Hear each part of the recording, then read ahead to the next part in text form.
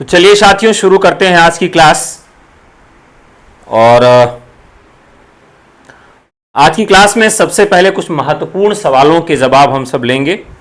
और ये ऐसे सवाल हैं जो परीक्षाओं में आते रहते हैं और इस दृष्टिकोण से भी आपके लिए काफ़ी महत्वपूर्ण है। तो बहुत सारे साथी हैं जो अभी लिंक नहीं उनको मिला है, तो हम फटाफट आप सबको लिंक शेयर कर देते हैं। आप लोग भी फटाफट लिंक को शेयर कर दीजिए जिससे और भी साथी जो जुड़ना चाहें वो हमारे जुड़ जाएं। ठीक है, और सबसे पहले सवाल का जवाब आप सब दे सकें। चलिए शुरू करते हैं। तो एक बार मैं फटाफट शेयर कर देता हूं सबको। देखिए ये आज कुछ महत्वपूर्ण सवाल कराएंगे। दरअसल अभी हमारी टीचर्स एकेडमी पर जो डेमो क्लास थी और डेमो क्लास की वजह से आज प्रैक्टिस क्लास उस पर नहीं करवाएं क्योंकि लगातार 2 क्लासेज हो जाती, इस वजह से टीजीटी पीजीटी पे आप सबकी क्लास करवाई जा रही है। तो फटाफट आप लोग जुड़ जाएं और क्लास को यहाँ से आप शुरू कर सकें। ठीक है,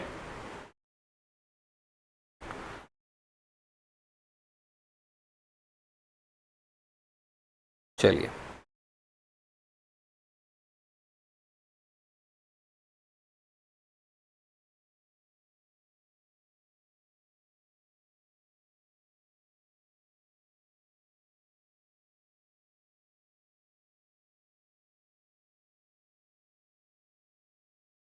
शुरू किया जाए।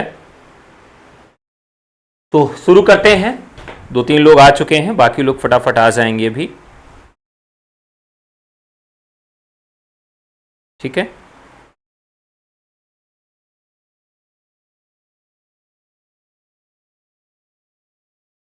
चलिए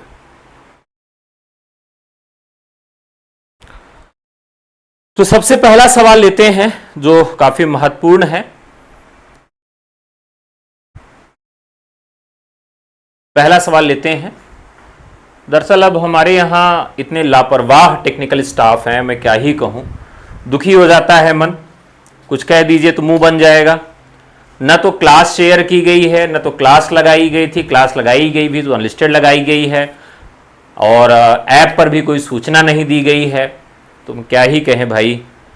अब आप अगर किसी से प्यार से बात करिए स्टाफ से तो उनको लगता है कि उनको काम करने की कोई आवश्यकता नहीं है, और यहाँ जब बच्चे ढूंढते हैं, परेशान होते हैं, तो खुद को महसूस होता है। बहरहाल चलिए शुरू करते हैं पहले सवाल से। देखिए यहाँ पहला सवाल है, निम्नलिखित में से राम भक्त शाखा के कवि नहीं है। ये बहुत आसान सा सवाल है। तो राम भक्ति शाखा के कवि इसमें से कौन नहीं है? तो देखिए तुलसीदास राम भक्त शाखा के कवि हैं, सूरदास जो है वो राम भक्ति शाखा के कवि नहीं है। अब इसमें जो 2 नाम हैं इससे संबंधित, ठीक है, जो महत्वपूर्ण कौन है इसमें, अग्रदास और हृदय राम हैं। ये 2 ऐसे कवि हैं जहां से काफी चीजें कई बार पूछी जाती है। तो अग्रदास ये आगे रहते हैं। कहां रहते हैं? आगे रहते हैं। तो अग्रदास के लिए जो सबसे महत्वपूर्ण चीज पूछी जाती है, बहुत खोजने के बाद मिली। हाँ भाई क्या ही कह सकते हैं।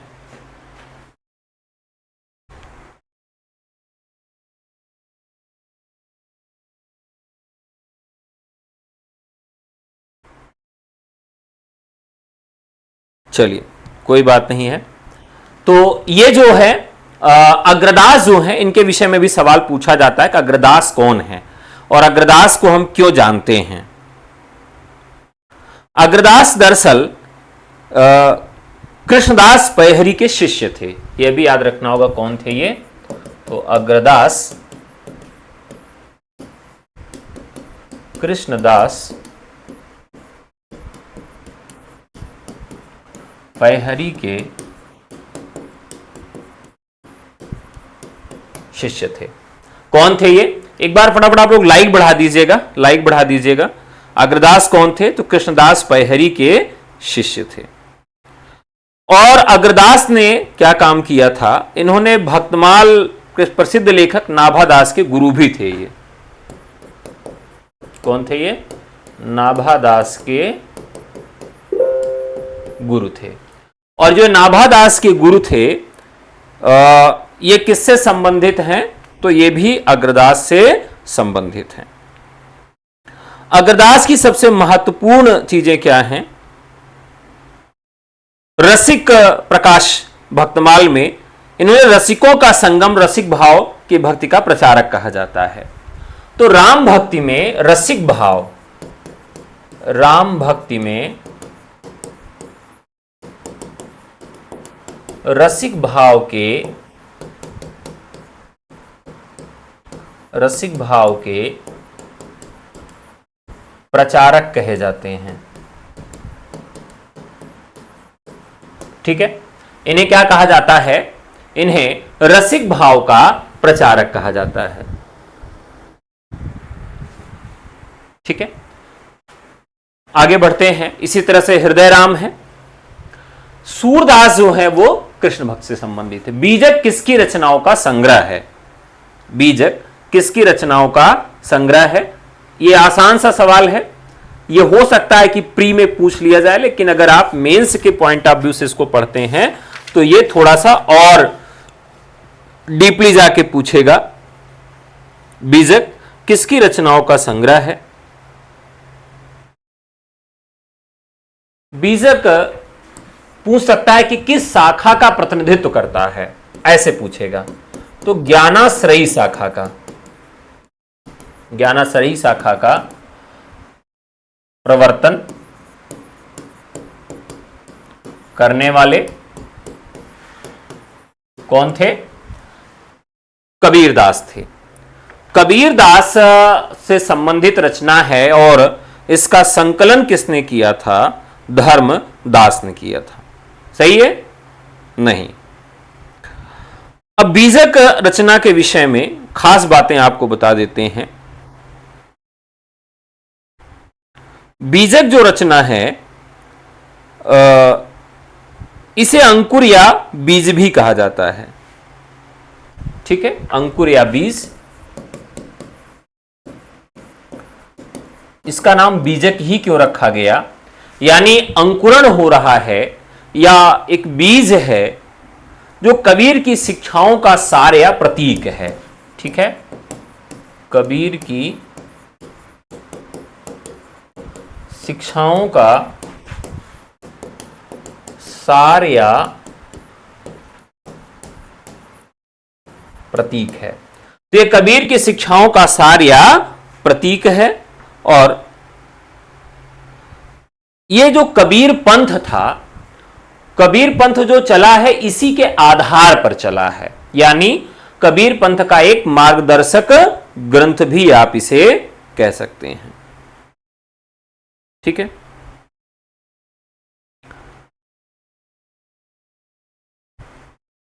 अब जो ये रचना है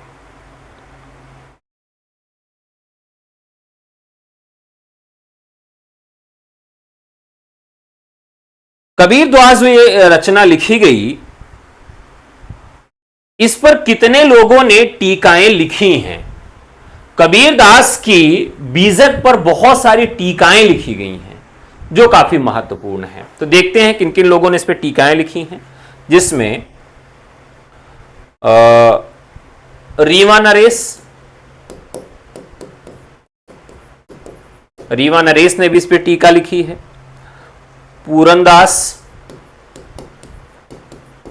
पूरनदास ने भी टीका लिखी है। और विचारद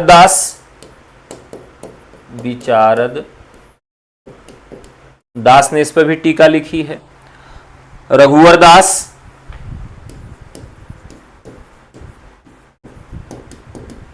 हंसदास, इस तरह से बहुत सारे लोगों ने इस पर टीका लिखी है। कबीर से संबंधित कुछ और चीजें आपको बताना चाहूंगा जो काफी महत्वपूर्ण है। इसमें जैसे जो साखी शब्द है,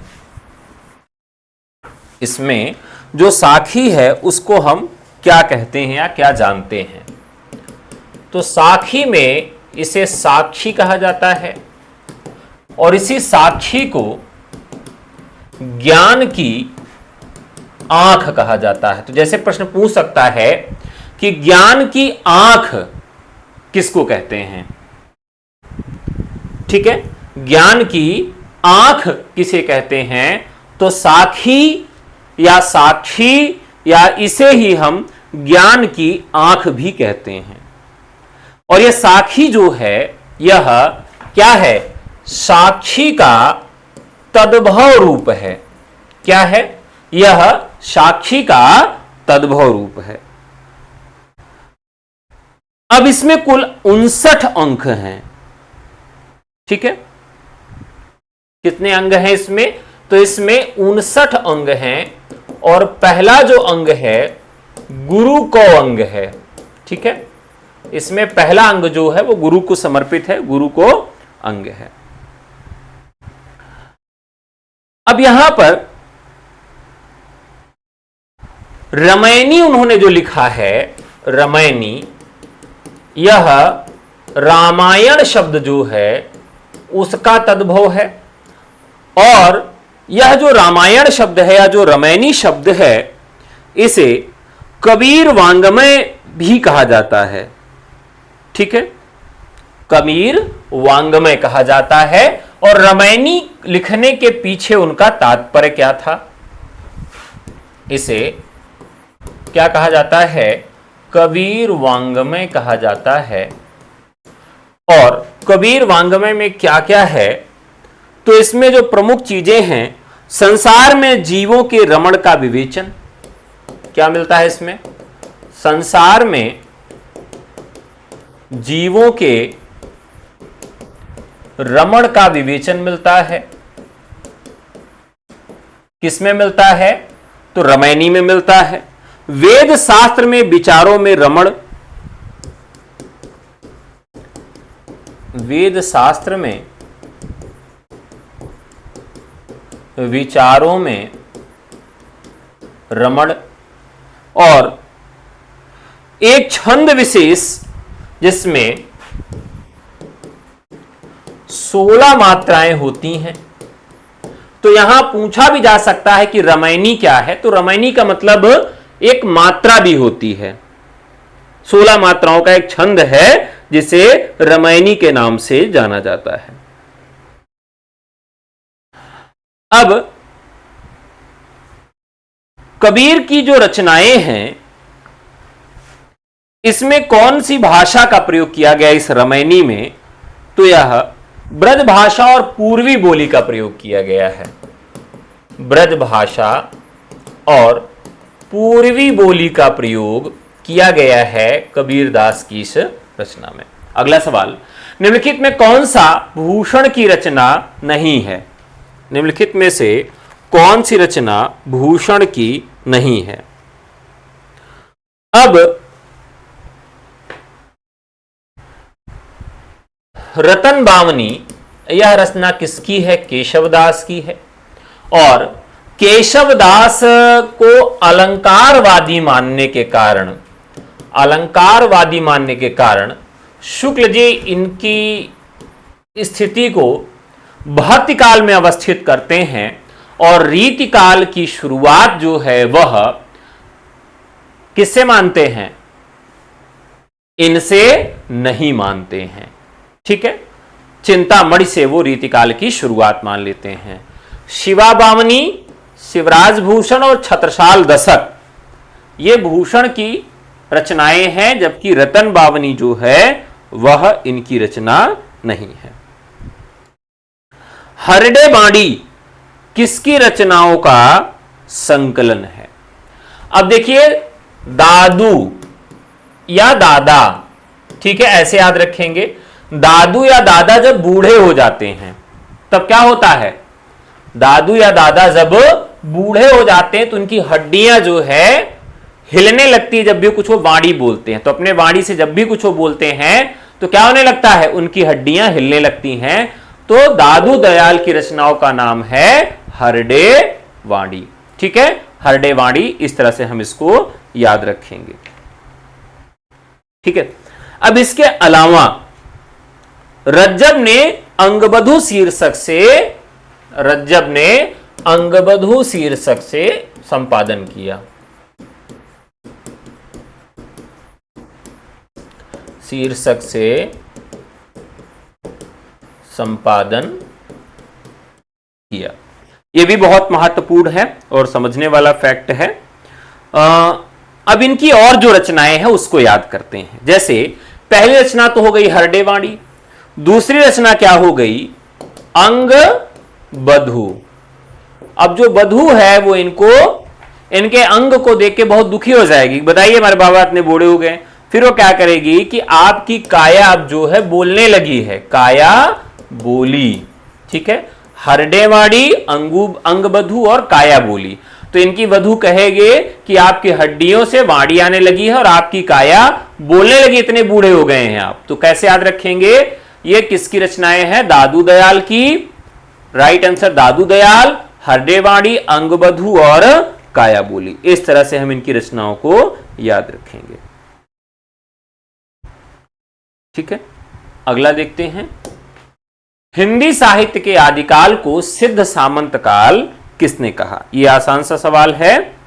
तो अब देखिए यहां पर जो राहुल सांकृत्यायन है, इन्होंने इसको सिद्ध सामंत काल कहा। और 769 ईस्वी के कवि जिनका नाम क्या था, सरहपा था, उनको हिंदी का पहला कवि कहा। और सम्यक रूप से सभी लोग जो है एक मत से सरहपा को हिंदी का प्रथम कवि कहते हैं। लेकिन अगर आपसे आदि कवि पूछा जाए, हिंदी का आदि कवि पूछा जाए, तो आदि कवि अगर पूछेगा तो यहां आप क्या बताएंगे, वाल्मीकि बताएंगे। अगर हिंदी का आदि कवि पूछेगा, हिंदी का आदि कवि अगर पूछेगा तो जवाब आप क्या देंगे, तब आप बताएंगे स्वयंभू, ठीक है। अगर पूछे हिंदी का प्रथम महाकवि कौन है, महाकवि पूछे अगर आपसे तो आप बताएंगे चंद बरदाई। और आपसे पूछे हिंदी का प्रथम कवि कौन है तो आप जवाब देंगे सरहपा। तो तीनों एक ही तरह से है, लेकिन थोड़े से अंतर की वजह से यह गड़बड़ हो सकता है, ठीक है। तो आदि कवि, महाकवि और कवि, ये तीन चीज अगर पूछे तो तीनों का जवाब अलग अलग बन जाएगा, ठीक है। आगे बढ़ें। भक्ति के उदय के संबंध में अपने पौरुष से हताश जात द्वारा भगवान की शरण में जाने संबंधी विचार किस आलोचक का है। तो आप सब जानते हैं कि भक्ति आंदोलन एक जातीय और जनवादी आंदोलन है। यह किसने कहा था, भक्ति आंदोलन एक जातीय एवं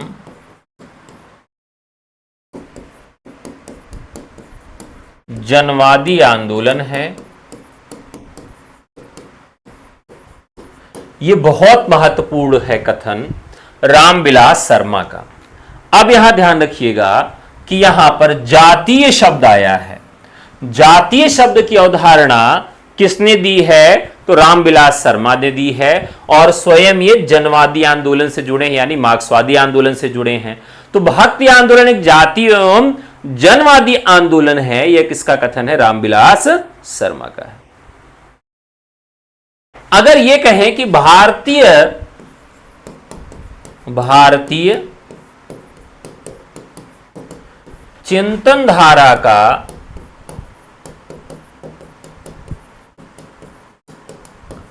स्वाभाविक विकास है,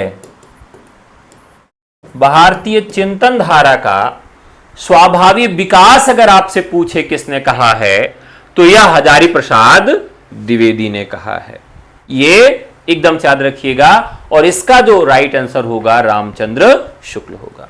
लेकिन एक चीज और समझिएगा, शुक्ल जी ने जो स्थापना दी थी उस स्थापना को हजारी प्रसाद द्विवेदी ने पूरा खारिज नहीं किया है, केवल 12 आना खारिज किया है। कितना, 12 आना। अगर 1 रुपए में देखें तो कितने आने होते हैं, 16 आने होते हैं।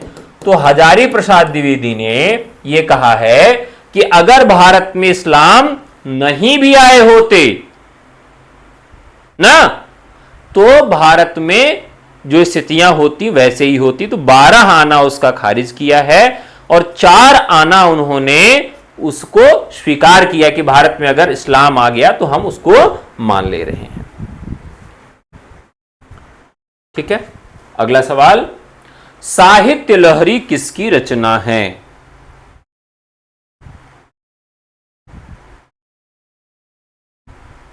अब देखिए यहां पर सूरदास की जो रचनाएं हैं, सूरसागर, सूरसारावरी और साहित्य लहरी। अब यहां पर 2-3 चीजें खूब पूछी जाती हैं, 2-3 चीजें खूब पूछी जाती हैं कि सूरसागर में क्या मिलता है और साहित्य लहरी में क्या मिलता है। ठीक है, तो 1550 के आसपास अलंकार,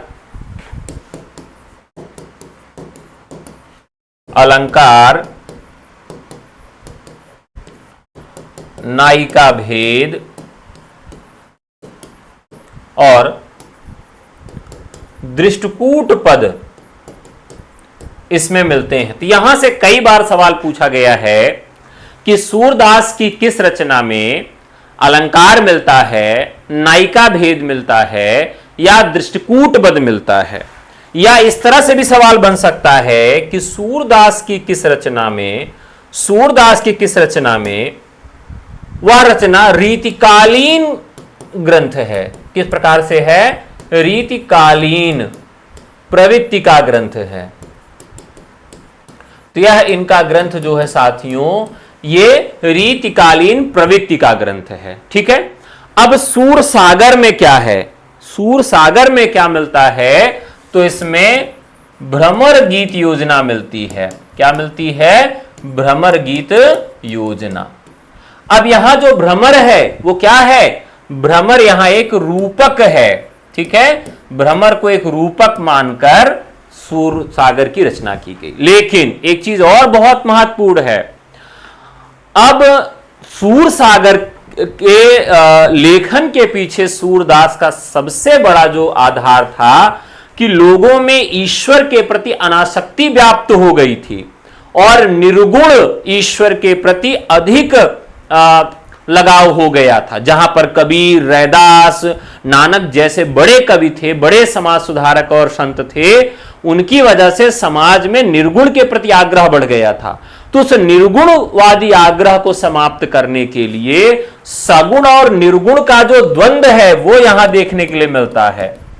ठीक है, सगुण और निर्गुण का द्वंद्व देखने के लिए मिलता है और उसमें जीत किसकी होती है? सगुण को उन्होंने श्रेष्ठ बताया है। और सगुण और निर्गुण में भी 2 वर्ग किए हैं। किसको? जो उद्धव हैं। ठीक है, जो उद्धव हैं, उद्धव को क्या बताया गया है? निर्गुण का प्रसारक बताया गया। और जो गोपियां हैं वो सगुण की प्रसारक हैं। तो उद्धव क्या करने आए थे? उद्धव इन सबको निर्गुण का पाठ पढ़ाने आए थे ना। और गोपियां जो हैं वो कहती हैं कि हरि अब राजनीति पढ़ी आए। वो कहते हैं कि हरि ने अब राजनीति पढ़ लिया है, इसलिए और वो खतरनाक हो गए हैं और वो स्वयं न आकर आपके माध्यम से योग का संदेश भिजवा रहे हैं। हम तो एक पहले से ही क्या थे? उनके वियोग में पागल थे और तुम्हारे योग और निर्गुण का संदेश आग में घी का काम कर रहा है। तो इस प्रकार से गोपियां जो है वह सगुण के प्रतिस्थापक यहां पर दिखाई गई हैं और उद्धव निर्गुण की स्थापना करना चाहते हैं और सूरदास सगुण और निर्गुण की आपसी संवाद को करवाकर सगुण की स्थापना पुनः करना चाहते थे, जिसकी वजह से उन्होंने भ्रमर गीत योजना लिखी। और इस वजह से सूरसागर जो है यह बहुत ही महत्वपूर्ण है। अब एक सवाल और बहुत महत्वपूर्ण आपसे पूछूंगा कि सूरदास ने अपनी वंश लीला या अपनी जीवनी का वर्णन अपनी किस रचना में किया है? यह आप हमें कमेंट करके बताइएगा। वंशावली का वर्णन सूरदास ने अपनी किस रचना में किया है? यह आपको कमेंट करके हमें बताना होगा। अगले सवाल पे चलें। काव्य रसायन के रचयिता कौन है?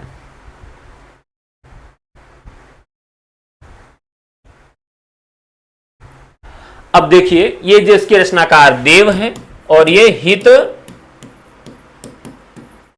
हरिवंश संप्रदाय में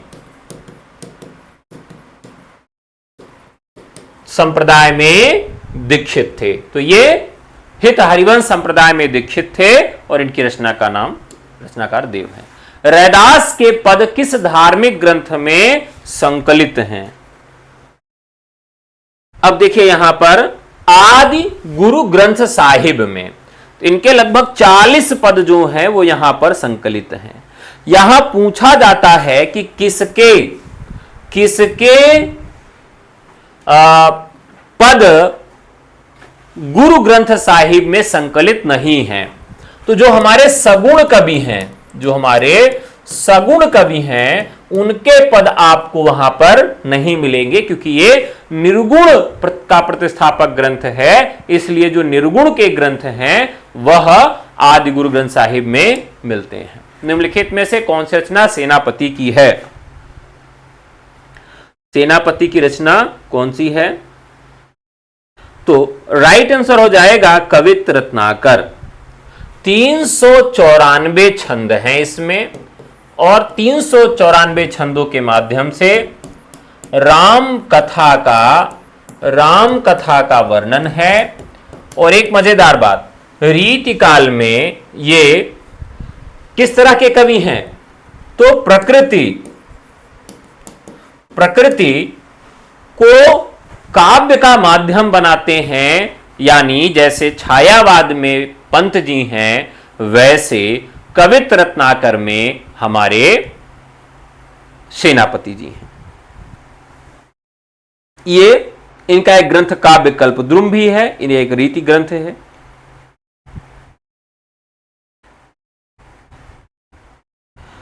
ऋतु वर्णन तो इनके जैसा और किसी श्रृंगारिक कवि ने नहीं किया। ऋतु वर्णन तो इनके जैसे किसी अन्य श्रृंगारी कवि ने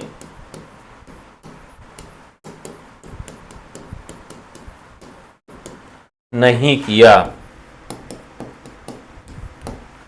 ऋतु वर्णन तो इनके जैसे किसी अन्य श्रृंगारी कवि ने नहीं किया। अब ये कितनी महत्वपूर्ण बात कही गई है, और यह बात किसके द्वारा कही गई है? रामचंद्र शुक्ल को।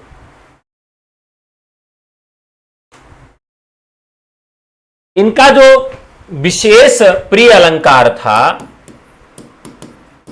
विशेष प्रिय अलंकार जो है इनका, वह श्लेष है। किसका? सेनापति का। अगला सवाल, विद्यापति किसके दरबारी कवि थे?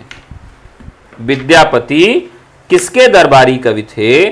तो राइट आंसर कीर्ति सिंह के ये दरबारी कवि थे।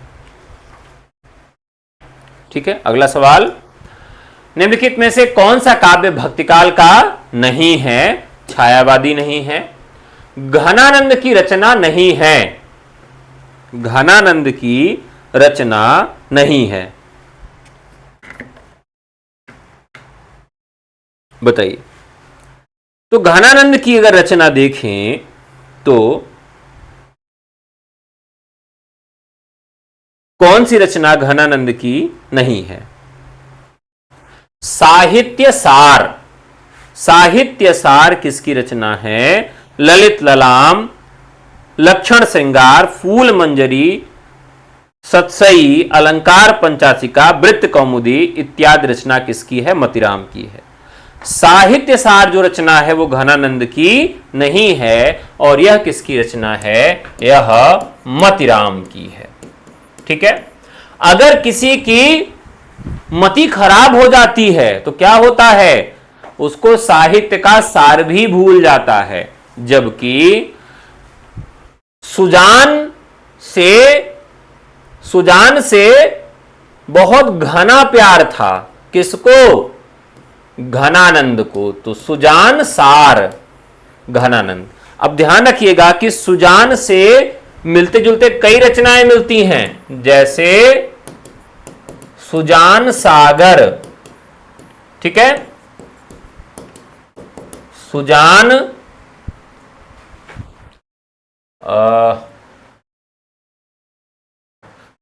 सूदन की एक रचना है सुजान विलास,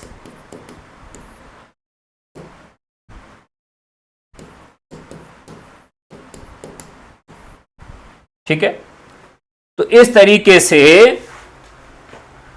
देव की रचना भी है सुजान पर। सुजान विनोद। तो सुजान के साथ विनोद कौन करता है? देव करते हैं। सुजान के साथ विलास कौन करता है? तो सोमरस पीकर सोमनाथ करते हैं ना। तो इस तरीके से सुजान से संबंधित जितनी भी रीतिकाल में रचनाएं हैं वह भी आपसे पूछी जा सकती हैं। कौन ज्ञानमार्गी शाखा के कवि नहीं हैं? तो ये कुतुबन जो है वो ज्ञानमार्गी शाखा के कवि नहीं है, प्रेम मार्गी शाखा के कवि हैं। निम्नलिखित में से कौन रीति मुक्त कवि नहीं है? तो इसमें रीति सिद्ध कवि हैं या बच्चन सिंह के अनुसार ये अभिजात्य वर्ग के कवि हैं। अभिजात्य वर्ग के कवि हैं बच्चन के अनुसार। निम्नलिखित में से कौन अष्टछाप के कवि नहीं है? अष्टछाप के कवि नहीं है रैदास। तो इसका भी एक ट्रिक है, कुशूर परम कृष्ण का है कि वो नंद की छत पर गाय चराने गए। अब इनका अगर क्रम भी पूछा जाए अष्टछाप कवियों का तो कुशूर परम कृष्ण ये क्रम बनेगा। सबसे बड़े कुंभन दास, फिर सूरदास, फिर परमानंद दास, फिर कृष्णदास। ये चारों कवियों का क्रम अगर परीक्षा में पूछे तो आपको ऐसे याद रखना है, कुशूर परम कृष्ण का है। निम्नलिखित में कौन तुलसीदास की रचना नहीं है? तो इसमें रामचंद्रिका उनकी रचना नहीं है। रामचंद्रिका केशवदास की रचना है। आदिकाल के किस कवि ने खड़ी बोली में रचना की है? आदिकाल के किस कवि ने? तो अमीर खुसरो ने खड़ी बोली में रचना की है, ठीक है। अब यहां देखिए अमीर खुसरो के विषय में भी बहुत महत्वपूर्ण जानकारियां मिलती हैं।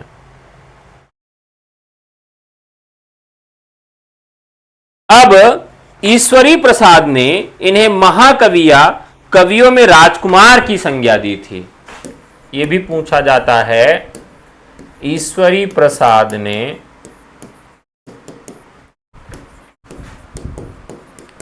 कवियों में कवि या कवियों में राजकुमार कहा।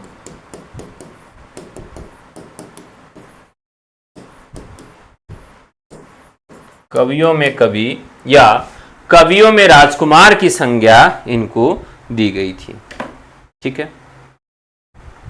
इन्होंने 11 सुल्तानों को देखा है दिल्ली में तख्ता पलट या उस तख्ता पे बैठते हुए। यह भी बहुत महत्वपूर्ण है। इन्हें खड़ी बोली हिंदी का पहला कवि कहा ही जाता है, जो बहुत महत्वपूर्ण है। भारत को वो पृथ्वी का स्वर्ग कहते थे, यह भी याद रखिएगा। भारत को पृथ्वी का स्वर्ग कहते थे। पूछा जा सकता है कि आदिकाल के किस कवि ने पृथ्वी का स्वर्ग भारत को कहा है, ठीक है। अब यहां पर खुसरो के कब्र पर मकबरा किसने बनवाया? खुसरो को जहां दफनाया गया था उनके दफनाने वाली जगह पर मकबरा किसने बनाया? तो ताहिरा बेगम ने 1650 में। किसने बनाया? ताहिरा बेगम ने 1650 में उस पर एक मकबरा बनवाया।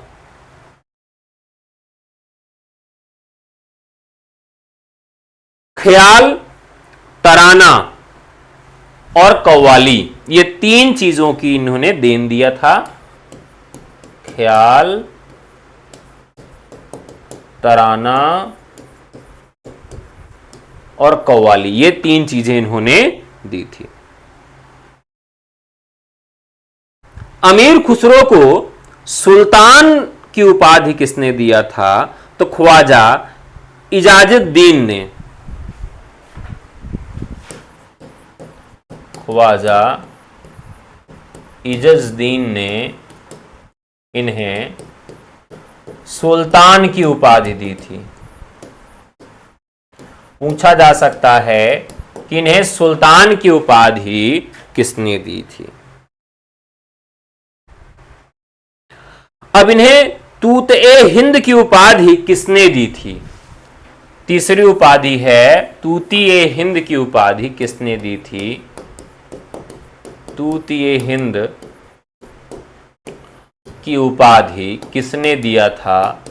तो यह ईरान के लोगों ने या ईरानियों ने इन्हें तूती-ए-हिंद की उपाधि दी थी। ठीक है। अब यह भी पूछा जाएगा कि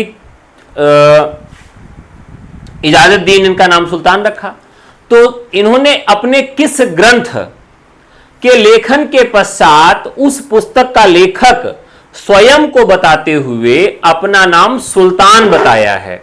यानी कौन सी रचना इनकी ऐसी है जो सुल्तान के नाम से मिलती है?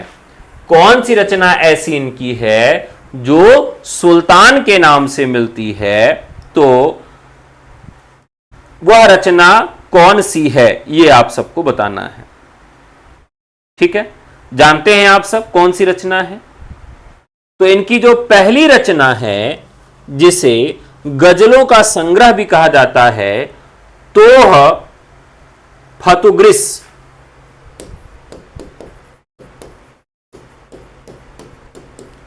ये इनके फारसी गजलों का संग्रह है, फारसी गजल है इसमें, और इसके रचनाकार जो हैं वह स्वयं को उन्होंने सुल्तान से अभिहित किया है।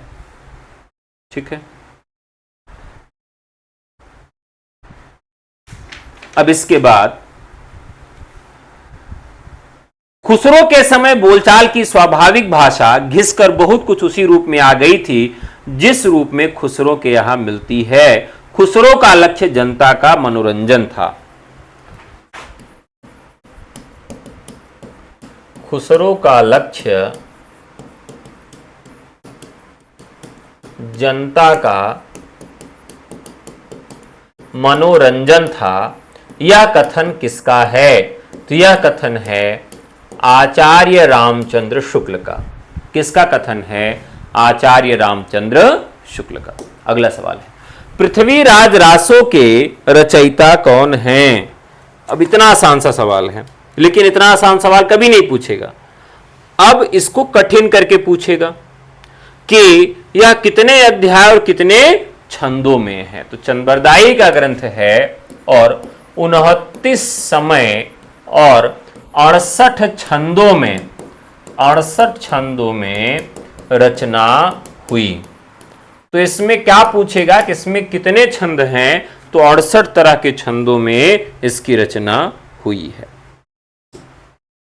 आचार्य रामचंद्र शुक्ल के अनुसार आदिकाल का समय क्या है? तो आचार्य रामचंद्र शुक्ल के अनुसार आदिकाल का समय संवत 1050 से 1375 विक्रमी। दूसरा सप्तक का प्रकाशन कब हुआ? 1951 में। आनंद कादंबनी पत्रिका कौन निकालते थे? तो आनंद कादंबनी पत्रिका कौन निकालते थे? तो बद्री नारायण चौधरी प्रेमघन निकालते थे। कौन तार सप्तक के कवि नहीं है? आसान प्रश्न है लेकिन बहुत गलत होता है। तो भवानी प्रसाद मिश्र नहीं, जबकि अज्ञे, नेमीचंद जैन और मुक्तिबोध ये सब इसी के हैं। साहित्य जन समूह के हृदय का विकास है, यह बहुत महत्वपूर्ण है। बालकृष्ण भट्ट को शुक्ल जी ने क्या कहा था? हिंदी का स्टील कहा था। हिंदी का स्टील कहा था। और इन्होंने जो रचनाएं लिखी वो बहुत ही महत्वपूर्ण हैं। निबंध इनके सबसे ज्यादा महत्वपूर्ण और चर्चित हैं। चंद्रोदय, संसार महानाट्यशाला, प्रेम के बाग का सैलानी, साहित्य का सभ्यता से घनिष्ठ संबंध, इंग्लिश पढ़े तो बाबू होए, आत्मनिर्भरता, बाल विवाह, माता का स्नेह, काल चक्र का चक्कर जो बहुत महत्वपूर्ण है,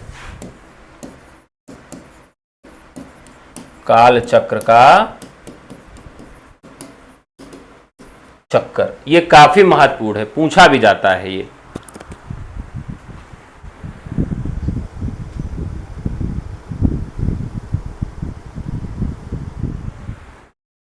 एलटी ग्रेड का previous year question paper solve करा चुके हैं, 2 पार्ट में है, उसको सॉल्व करवा चुके हैं, आप देख लीजिएगा। ये पार्ट 3 है, पार्ट 1 और पार्ट 2 में एलटी का ही पेपर मैंने सॉल्व कराया है, तो आप देख लीजिएगा उसको। ठीक है, अगला सवाल लेते हैं। हिंदी नई चाल में ढली यह उद्घोषणा किसकी है? तो हिंदी नए चाल में ढली यह उद्घोषणा 1873 में कालचक्र में छपता है। इसका सन भी पूछा जाता है और रचना भी पूछी जाती है। कालचक्र में 1873 में यह उद्घोषणा होती है। साहित्य समाज का दर्पण है, यह महावीर शाह द्विवेदी कथन है जो महत्वपूर्ण था और यह भारतेंदु जी ने कहा था, पहले का जवाब। आरंभिक हिंदी कहानी दुलाई वाली के रचनाकार कौन हैं? तो इसके रचनाकार कौन हैं? बंग महिला हैं। अब इनकी कहानियां, इनके कहानियों का क्रम पूछा जाता है। तो जैसे चंद्रदेव से मेरी बातें, चंद्रदेव से मेरी बातें, कुंभ में छोटी बहू, कुंभ में छोटी बहू, दुलाई वाली और दलिया, इसका क्रम पूछेगा तो पहली कहानी जो है 4 में, 6 में, 7 में और 9 में, 1904, 1906, 1907 और 1909। अब इसे क्रम से याद रखना है।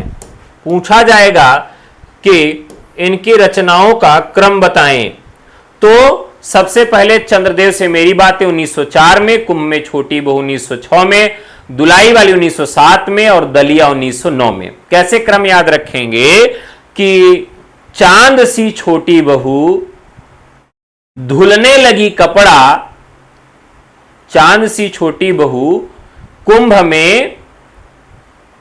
में क्या हो गई? खो गई। चांद सी छोटी बहू कुंभ में खो गई। क्यों खो गई? क्योंकि वो दुलाई वाली से दलिया खरीद रही थी। ठीक है, तो चांद सी छोटी बहू दुलाई वाले से दलिया खरीदते समय खो जाती है। क्रम इनका रहेगा ऐसे ही, इसको याद रखिएगा। तो यहां पर बंग महिला हो जाएगा राइट आंसर। निम्नलिखित में से कौन सा जयशंकर प्रसाद का नाटक नहीं है? तो जयशंकर प्रसाद का नाटक कौन सा नहीं? सिंदूर की होली। सिंदूर की होली इनका नाटक नहीं है और यह लक्ष्मी नारायण मिश्र का है। ये कई बार पूछा गया है, बड़ा कंफ्यूज करता है। लक्ष्मी नारायण मिश्र का है। अब देखिए, जो सिंदूर होता है, सिंदूर कोई एक रंग नहीं होता इसमें ना, सिंदूर जो है 2-3 रंग का होता है, यानी उसका मिश्रण होता है। तो ऐसे याद रखेंगे, सिंदूर की होली, यानी जब आप होली खेलते हैं, होली जब खेलते हैं तो उसमें कई रंगों का मिश्रण होता है, लाल, पीला, काला, हरा ना। तो लक्ष्मी नारायण लाल मत याद कर लीजिएगा। सिंदूर की होली किसका है? मिश्र का है। ये बड़ा कंफ्यूज करता है। तो मिश्र का मतलब कैसे याद रखेंगे कि जो रंग होता है होली पर, उसमें कई रंगों से होली खेली जाती है। सज्जन, कल्याणी, परिणय, करुणालय, प्रायश्चित, राजश्री, विशाख, अजातशत्रु, जन्मेजय का नाग्य, कामना, स्कंदगुप्त, एक घूंट, चंद्रगुप्त और ध्रुव स्वामिनी इत्यादि जो रचनाएं हैं वो प्रसाद की हैं। निम्नलिखित में कौन सा नागार्जुन की रचना नहीं है? कौन सी नागार्जुन की रचना नहीं है? तो ये फूल नहीं रंग बोलते हैं, फूल नहीं रंग बोलते हैं। यह किसका है? केदारनाथ अग्रवाल की है। केदारनाथ अग्रवाल की हैं। अब इनकी भी कुछ रचनाएं ऐसी हैं जो बड़ा कंफ्यूज करती हैं आपको ना। कौन कौन सी? जैसे युग की गंगा और युग धारा, युग की गंगा और युग धारा। अब देखिए युग की गंगा, युग की गंगा। अब जब आप केदारनाथ के दर्शन करने जाएंगे तो आपको युग की गंगा मिलेगी, यानी केदारनाथ अग्रवाल। जब आप जाएंगे केदारनाथ के दर्शन करने के लिए तो आपको क्या मिलेगा? युग की गंगा मिलेगी, ठीक है। और युग धारा, युग की धारा आपको कहां मिलेगी? नागार्जुन के यहां। तो इस तरह से इसको हम याद रखेंगे, नागार्जुन। धारा, जब कोई कहते हैं कि जब नाग काटता है तो धार नहीं मिलती है, तुरंत आदमी मर जाता है, तो ऐसे याद रखेंगे युग की धारा में नाग मिलता है। और युग की गंगा जो है, गंगा कहां मिलती है? जब केदारनाथ के दर्शन करने जाते हैं। आधे अधूरे नाटक के रचनाकार कौन हैं?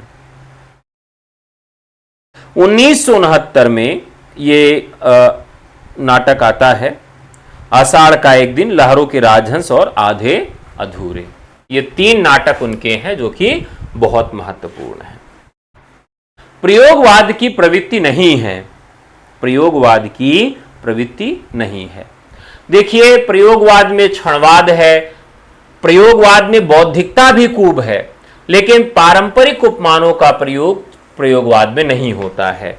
क्योंकि प्रयोगवादियों का सबसे पहला जो कॉन्सेप्ट था कि हमें जो परंपरागत उपमान है, वो परंपरागत उपमान बताते कि मैले हो गए और देवता भी उनसे कूच करके आगे बढ़ गए। यानी परंपरागत जो उपमान थे वो मैले तो हुई ही, लेकिन उसके साथ साथ देवता भी उनको छोड़कर चले गए। अर्थात उन्होंने प्रयोगवाद की प्रवृत्ति नहीं है, परंपरागत उपमानों का प्रयोग। ये बाकी दुखवाद भी है, बौद्धिकता भी है, क्षणवाद भी है, लेकिन पारंपरिक उपमानों का प्रयोग नहीं होता।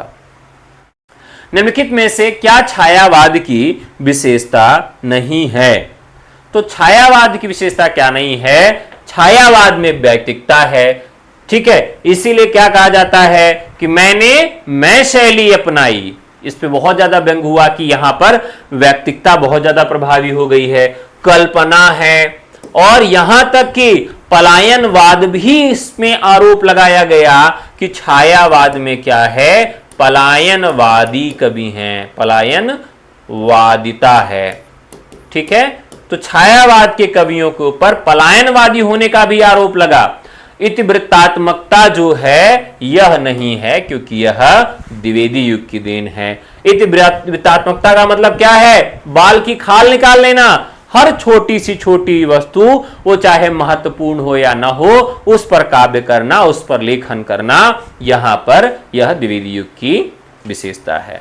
बाकी रहस्यवाद भी है, लेकिन यहां जो रहस्यवाद है वो किस प्रकार का है? भावात्मक रहस्यवाद मिलता है, ठीक है। जो ईश्वर के प्रति आसक्ति है, ईश्वर के प्रति आसक्ति दिखाई पड़ती है।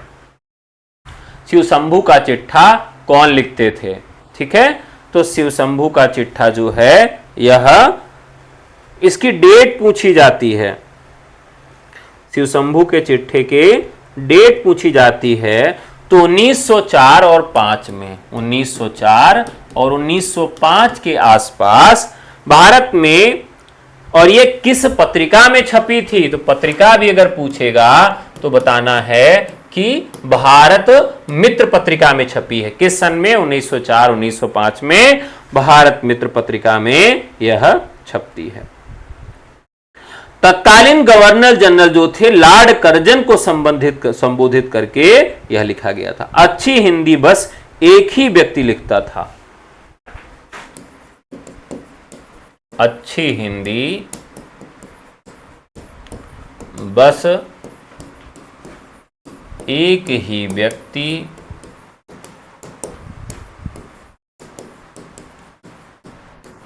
लिखता था बाल मुकुंद गुप्त। किसने कथन कहा है? महावीर प्रसाद द्विवेदी ने कहा है, जो कि बहुत महत्वपूर्ण है। एकांतवासी योगी के रचयिता कौन है? तो ये हैं श्रीधर पाठक। गणरीय और दार्शनिक, एकांतवासी योगी, श्रांत पथिक, ऋतुसंहार इनकी अनूदित रचनाएं हैं। तो ये किस प्रकार की रचना है? अनूदित तरह की रचना है।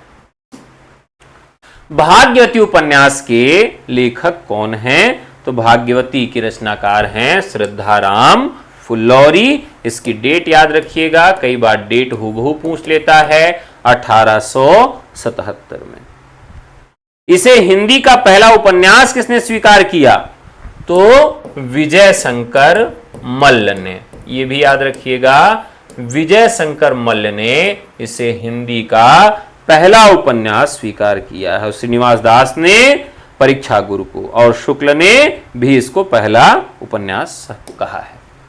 प्रगतिवाद की विशेषता नहीं है, प्रगतिवाद की विशेषता नहीं है शोषितों के प्रति सहानुभूति, कल्पना की प्रवणता, क्रांति का आह्वान, शोषकों के प्रति घृणा। ठीक है। अब यहां क्या पूछा है कि प्रगतिवाद की विशेषता नहीं है। तो यहां पर क्या है कि प्रगतिवाद में कल्पना नहीं मिलती। कार्ल मार्क्स का जो सिद्धांत था, उस कार्ल मार्क्स के सिद्धांत से यह बना है। शोषितों के प्रति सहानुभूति है, क्रांति का आह्वान है, शोषकों के प्रति घृणा है, लेकिन यहां कल्पना देखने के लिए नहीं मिलती। हिंदी में छायावाद शीर्षक निबंध श्रृंखला के लेखक कौन थे? अब यह मुकुटधर पांडे ने लिखा था। अब ध्यान रखिएगा, मुकुटधर पांडे ने किया था। ठीक है। और उसके बाद सुशील कुमार ने। सबसे पहले किसने किया? तो मुकुटधर पांडे ने, और उसके बाद किसने किया? सुशील कुमार ने। कौन सी पत्रिका थी? तो पत्रिका का नाम भी याद रखिएगा, श्री शारदा पत्रिका। महाप्रसाद द्विवेदी ने सरस्वती का संपादन कार्यभार कब संभाला? 1903 में। कौन सा फोर्ट विलियम कॉलेज के भाषा मुंशी नहीं थे? तो यहां पर राजा शिव प्रसाद सितारे हिंद जो थे, ये फोर्ट विलियम भाषा के मुंशी नहीं थे। लल्लू सदल ये सब प्राध्यापक थे। खड़ी बोली का प्रथम महाकाव्य किसे माना जाता है? तो 1914 में ब्रजांगना विलाप, जिसे पहले किस नाम से कहा गया था? ब्रजांगना विलाप के नाम से इसका लेखन हुआ था, और बाद में खड़ी बोली का प्रथम महाकाव्य बनता है। लेकिन शुक्ल जी इसे खड़ी बोली का प्रथम महाकाव्य नहीं मानते। शुक्ल जी मान्यता नहीं देते। ठीक है। अगला सवाल, हिंदी में भाषा योग वशिष्ठ के रचनाकार कौन है? तो एक है रामप्रसाद निरंजनी। परिमार्जित गद्य की प्रथम पुस्तक मानी जाती है, और यह पंजाबी ब्रज भाषा खड़ी बोली में है। पंजाबी ब्रज खड़ी बोली, तीनों भाषाओं में क्या है? ये मिश्रित है। परमार्जित खड़ी बोली की प्रथम पुस्तक इसे माना जाता है। अगला सवाल, रस सिद्धांत शीर्षक आलोचना पुस्तक के लेखक कौन है? तो अगर रस सिद्धांत है तो शुक्ल जी भी रसवादी हैं, लेकिन यहां राइट आंसर होगा डॉक्टर नगेंद्र। डॉक्टर नगेंद्र स्वादी आलोचक हैं। इनकी आलोचना में भारतीय और पाश्चात्य का समन्वय मिलता है। सुमित्रानंदन पंत, रीति काव्य की भूमिका, हिंदी साहित्य की प्रवृत्तियां, शैली विज्ञान, आधुनिक हिंदी भाषा की प्रमुख प्रवृत्तियां, आधुनिक हिंदी नाटक, भारतीय काव्यशास्त्र की भूमिका इत्यादि जो रचनाएं हैं वह इनकी रचना है नगेंद्र की। लंबी कविता असाध्य वीणा, असाध्य वीणा किसके द्वारा रचित है? तो बहुत ही महत्वपूर्ण सवाल है। असाध्य वीणा यह अज्ञेय के द्वारा रचित है, ठीक है। और इसका मूल क्या है? तो इसका मूल है अहम का विसर्जन, ठीक है। और इस पे अस्तित्ववादी दर्शन का भी प्रभाव बताया जाता है। क्लियर है? तो यहां पर राइट आंसर क्या हो जाएगा? अज्ञेय का। अगला सवाल है, घनानंद की काव्य भाषा क्या थी? तो घनानंद सरीखे जितने भी रीतिकालीन कवि हैं उनकी भाषा क्या थी? ब्रजी थी। कामायनी में कौन सा सर्ग नहीं है? कामायनी में कौन सा सर्ग नहीं है? अब यहां लोभ नाम का कोई सर्ग नहीं है। चिंता, आशा, श्रद्धा, काम वासना, लज्जा, कर्म, ईर्ष्या, ईड़ा, स्वप्न, संघर्ष, निर्वेद, दर्शन, रहस्य और आनंद, ये हैं। चिंता से शुरुआत होती है और आनंद से समाप्त होता है। महादेवी वर्मा का संस्मरणात्मक रेखा चित्र नहीं है। तो उनका संस्मरणात्मक रेखा चित्र नहीं है। संस्मरण और श्रद्धांजलियां यह नहीं है, बाकी सब उनके हैं। इसके जो हैं रचनाकार दिनकर हैं। इसके रचनाकार कौन हैं? दिनकर हैं। कबीर की भाषा को साधुक्कड़ी किसने कहा था?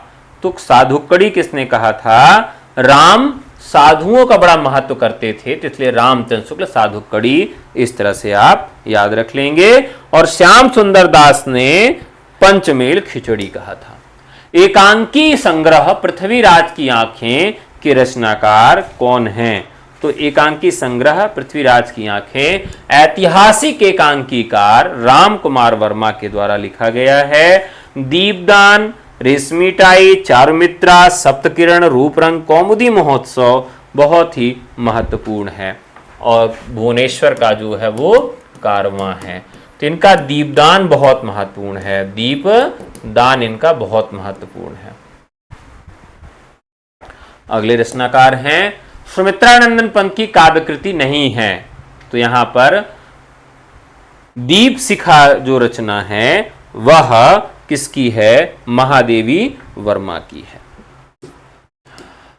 रामचरितमानस में कितने कांड हैं? 7 कांड हैं। एक साहित्यिक की डायरी के रचनाकार कौन हैं? तो मुक्तिबोध हैं। देखिए आज के सवाल काफी आसान थे। तो देखिए जब प्री और मेंस का पेपर बनेगा ईएलटी में, खास करके अगर प्री और मेंस का सवाल बनेगा तो प्री के सवाल थोड़े से आसान होंगे। आसान होंगे तो क्या जाएगी? मेरिट जो है उसकी हाई जाएगी, ठीक है। और फिर जब मेंस कराया जाएगा तो मेंस में पेपर कैसा बनाया जाएगा? कठिन बनाया जाएगा।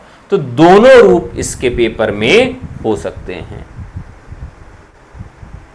ठीक है। आसान से सवाल है इसलिए इसके आंसर पहले ही बता दिए। इसके आंसर आप सबको पहले से ही मालूम है, ठीक है।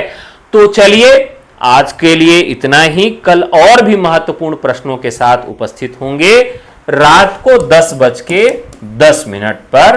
प्रतिदिन आप सबकी प्रैक्टिस होती है और कल रात को 9:05 पर आपका पब्लिक क्लास ही चलेगी जिसमें हम लक्षणा शब्द शक्ति पढ़ाएंगे। क्या पढ़ाएंगे? लक्षणा शब्द शक्ति पढ़ाएंगे पब्लिक क्लास में ही। और ये दोनों क्लासेस आप सबकी कल चलेंगी, ठीक है। चलिए आज के लिए इतना ही, फिर धन्यवाद। अगर आप हमारे नए बैच से जुड़ना चाहते हैं जिसका नाम है संजीवनी बैच, आप हमें व्हाट्सएप करके जुड़ सकते हैं। हमारा नंबर है 9628 95 92 37। धन्यवाद।